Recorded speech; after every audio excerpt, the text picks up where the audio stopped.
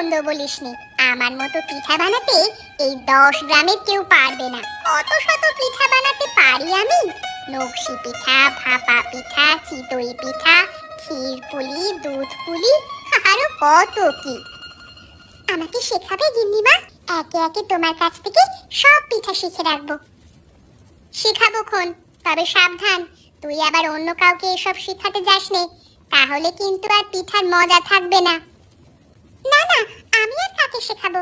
এই তিনকুলে তোমরা ছাড়া আমার আর কেউ নেই। যা, এবার ভাতগুলো বসিয়ে দে।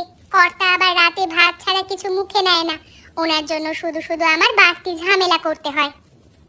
সে কি কথা, তোমার আসতে এত দেরি হলো কেন মা? আমি সেই কখন ভাত রান্না করে বসে আছি। আজ মরতে মরতে বেঁচে এলাম রে পদ্ম।